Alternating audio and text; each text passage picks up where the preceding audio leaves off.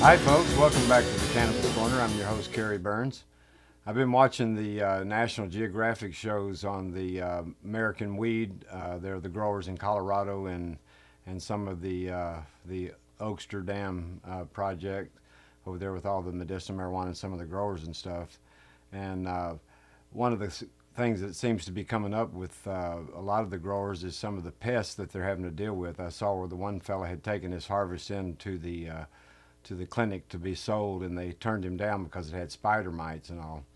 And so tonight I thought we'd talk a little bit about how to control the pests. Now, I've been an organic grower for 25 years, from almost everything I eat to you name it. But one thing I've learned over the years is how to deal with the pests that plague plants, and the cannabis plant's no different than any of the other plants. Pests like to chew on it and the fruits of it, just like they do a lot of the other plants. But there are things that you can do to alleviate about 99% of the problems that you can have with these pests. But the first thing you've got to do is to be diligent. Now, there's a list probably of about 5 or 6 different pests that I would consider to be really damaging that could be damaging to your crop if you're growing, whether it's indoors or outdoors. Outdoors, you stand a little bit better chance because sometimes you can have the predatory insects that will prey on some of these insects that plague the cannabis plant when it's growing.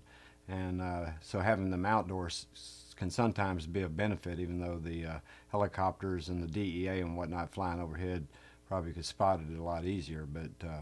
But probably at the top of the list of pests is the DEA. Now that's your probably number one primary concern, is to make sure that your grow room or your outdoor grow space is completely protected and invisible to the Drug Enforcement Agency, because of all the pests out there, they're the ones that are going to cause you the most harm and a total eradication of your crop. But going from the least problem to what I consider probably one of the more bigger pests of all, but probably the most common pest that gets into indoors or outdoor grows are little mice or rats and different types of rodents. They love to chew on the leaves. They love chewing on the stems. They'll strip a whole plant. I mean, so of course the most effective way, and of course an organic method, is either the sticky traps or the regular mouse traps or rat traps, depending on what size your rodent is. But so if you see any type of major chewing, then you know for sure you've got a pretty good sized rodent, and the traps need to be set. You can take care of that problem pretty easy. But when we get on the level of the insects, insectivora, and the different things that affect the growth of the cannabis plant and also its maturity at the time when the buds start to set, probably the least damaging and more common of any are the aphids. And these are very visible on top of the plant usually, or you'll see them in the nodes of the leaves and whatnot. And just a simple washing with just water by itself can get rid of these. But I'm going to say this word probably 4 or 5 times during the video, but one of the most important things that you have to do is to be diligent. If you're growing any crops, particularly organic, you need to inspect them quite often and look for signs of insect attack, because some of these critters, if you let them go too far, it'll be almost like the DEA. It'll be almost, you will lose part of your crop, if not all of it. But I would say that the aphids are the least threat. Of course, don't ever recommend anyone spraying any type of chemical. All of these pests, even though they can be a nuisance and sometimes quite severe, they can all be handled by organic methods, and that's what we're going to talk about. But aphids, very simple matter. You find them on there, you can either mash them with your fingers, wipe them off, or take a water hose and very gently put a jet spray on it and wash them right off. And this is pretty easy to do. A lot of the aphids are put at the top of plants, whether they're cannabis or tomatoes or any type of garden plant. A lot of them are put there by fire ants. Fire ants will actually place the aphids at the tops of these plants and literally farm them. And once their numbers start multiplying, they'll come back and just, it's a round and round venture with them. That's how they get their food and stuff. So if you're in the South and all, particularly, the fire ants can be a big problem. And I'm sure other ant species do this also. But Next up on the list probably would be the spider mites. Now, in one of the videos, I saw the fella, he had his crop turned down because they looked under a microscope and they found traces of the spider mites and all.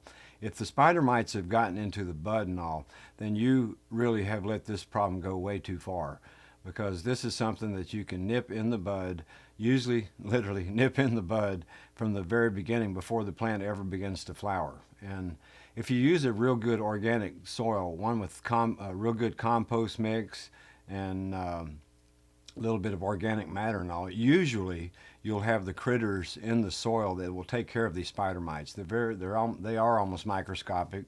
They can be seen with a pretty high-powered magnifying glass, but they're very difficult to see right. But one of the first signs of spider mites on the plant is the lower leaves turning yellow. Then you can actually turn over the bottom side of the leaf, look on the underside, and you can see the matting of the little netting, webbing and whatnot starting to form. Now this is another one you can wash off too, but it's a little bit harder. So, but diligence again is where this is one that you can nip right there at the beginning.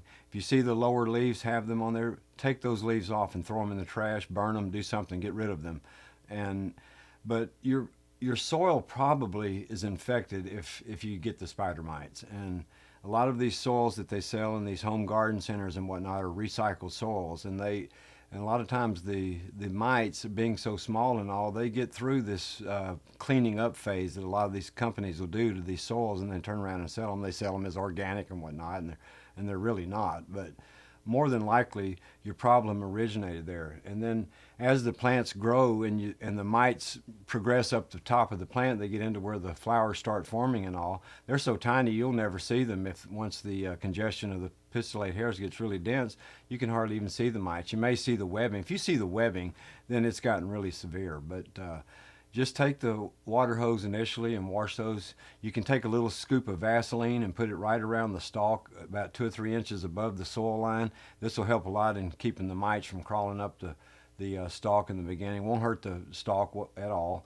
And the only problem is if it gets real hot and all, it just depends on how hot your grow area is. But some of that may try to melt and soften, so you may have to do that more than once. But it's very effective. Roofing tar works good too, but it's a little bit nastier, and really I wouldn't recommend using that when the Vaseline works so well. But the spider mites, if they've gotten into the buds and all that stage, you've really have not exercised diligence, because you should have had them taken care of long ago.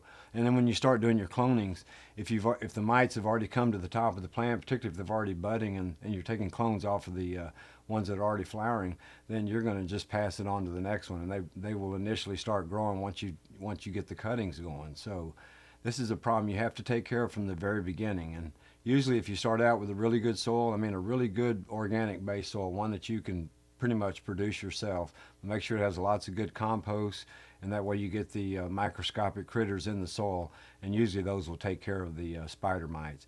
Outdoors seems to be less of a problem, because there again you have the predatory effect of just being outdoors. But next up on the list though are these little tiny black insects called thrip, and they can be a real problem. Now these are very difficult to detect. You'll usually see them along with the branch where the leaf nodes come out from the branch. They usually like to cluster right in there, and they look like just a bunch of little black dots and all. They're eggs that are laid there by the flying form of this insect.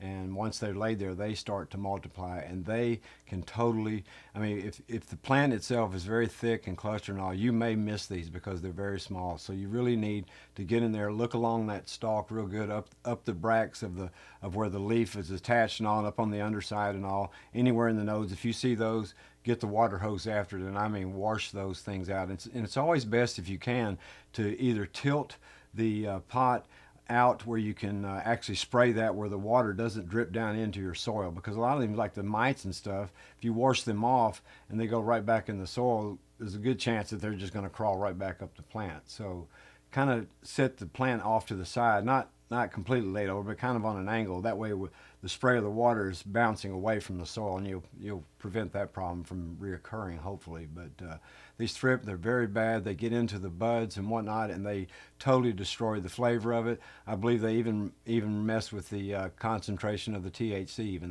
They are just terrible. and once you get them in there, and if you get a bad case of them, it'll just make you sick. So it's one that you need to be very diligent about, really inspect them real close and wash them. Now next upon the list, and this is one of the most notorious pests I've ever had to deal with growing anything, but particularly on the cannabis plants, they love to get into the nodes, and that's this pink mealybug. And these are hatched from eggs that are laid inside these little nodes and stuff. You can't see them when they're first laid there and all.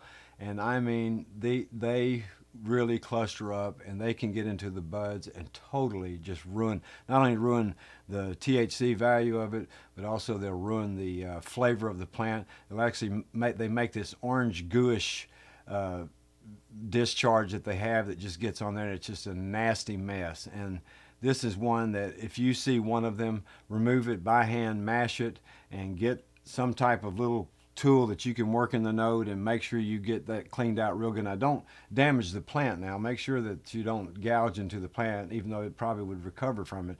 But get those out of there, because the mealy bugs, they are one that can totally destroy a really good crop of bud. And once they get up in the buds and all, they're invisible. And I mean, when you go to harvest, you'll bust those open and they'll be inside that, and the sight is so nasty, you probably yourself, you won't even think about drying it out and smoking it. And it's definitely one that I think is probably at the top of the list as far as the pest of what you can eat. Now the only other pest that I would say that would be very difficult to, and this is really in an outdoor situation, is a grasshopper, because they love to munch on anything green, and they love eating the buds. They'll eat all that, and they seem to be insensitive to the THC and all. I don't know if they are or not, but they certainly love to chew on them. And of course these, you're just going to have to catch them and pull their little heads off. And of course if you have an indoor grow, there's probably a good chance that you're not being plagued by grasshoppers. But the mealybugs, the thrips, those are the two at the top that you really want to make sure that you exercise a very thorough inspection fairly routinely, particularly right at the time, right before they start to bloom and all, because this is when you'll start to see these insects. And grow organically. You don't have to use a bunch of stupid chemicals. You don't have to use a bunch of industrial pesticides or any type of fertilizers that are granular or anything like that. Mix up you a good compost of several different manures. Get some rotting leaf mold. All those types of things contain the insects and the lower orders of insects that feed on these predatory insects, and you'll have a much better success. And whatever you do, if you are doing cloning, you can take the clone and wash it and give it a bath. Scrub it even if you have to with a light sponge. It won't hurt it if you're gentle enough. But get that stuff off of there before you stick those clones, because if you don't, you're going to have just as big a problem as you see once the plants get mature. And I thank you for joining the Cannabis Corner.